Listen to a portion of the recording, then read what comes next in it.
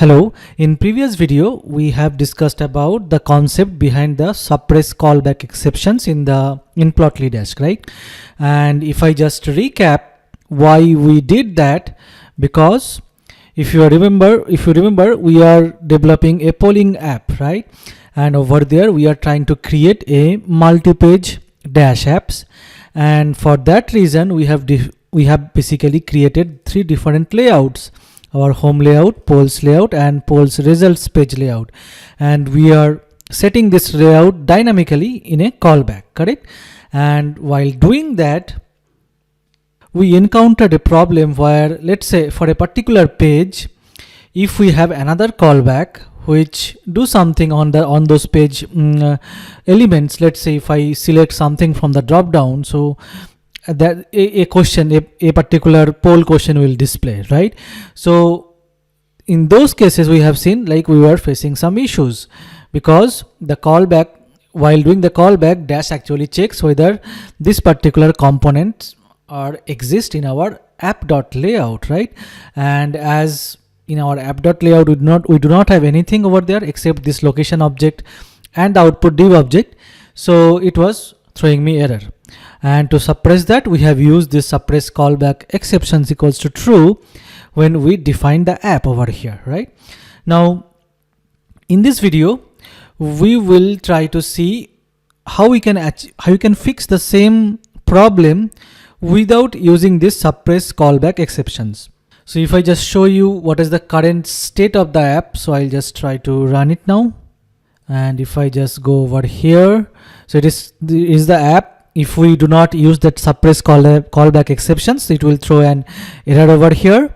And if I just go to polls page, so we have another callback over here, right? So if I just click on select a particular poll over here, it will display that particular poll questions over here. Now to fix the same problem without using suppress callback exception, there is another concept called validation layout in dash, but that is available only from dash 1.12 onwards. So to know your dash version, you can do something like this one. So if you go to your command prompt and go to Python and import dash here, okay, instead of command prompt you can go to any place where you can run these commands. And if you just print dash dot underscore version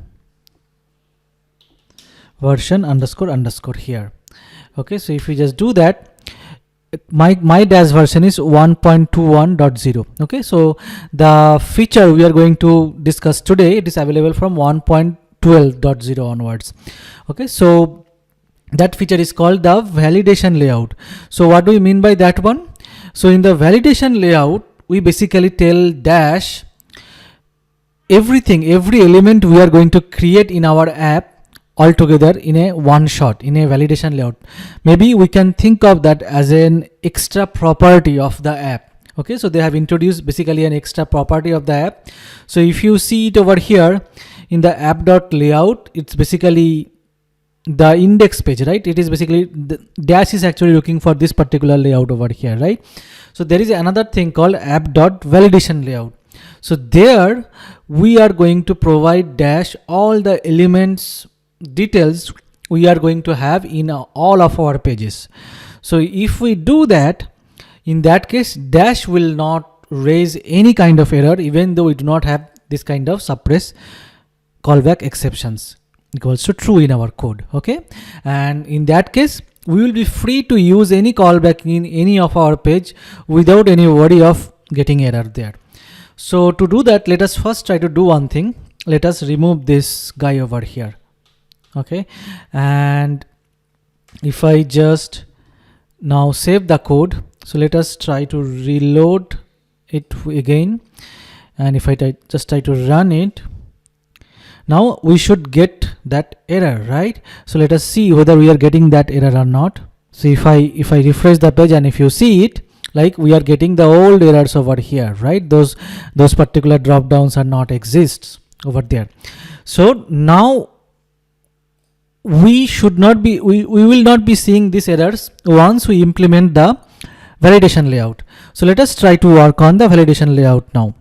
So to do that, what I'll do is, before the callback, we can, or any place before the callback, you can write something like app dot validation layout. Okay, here basically using the dash HTML components, which we have defined it over here as HTML, right?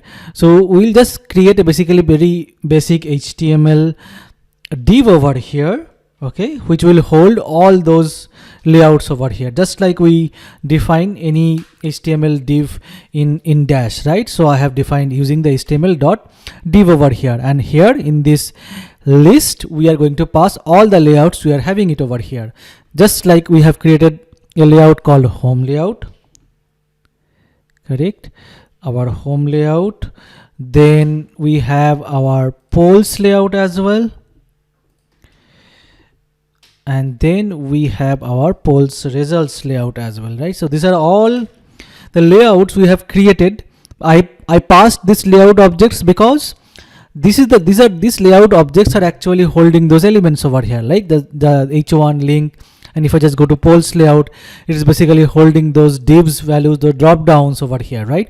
So that's why I have passed this whole object over here. So now we almost cover all the elements, but if you see, it did not cover two elements. One is the location element and another is this div element over here, which is present in the app.layout. So this is also we need to pass, otherwise we will get error as well. So let us test it out first.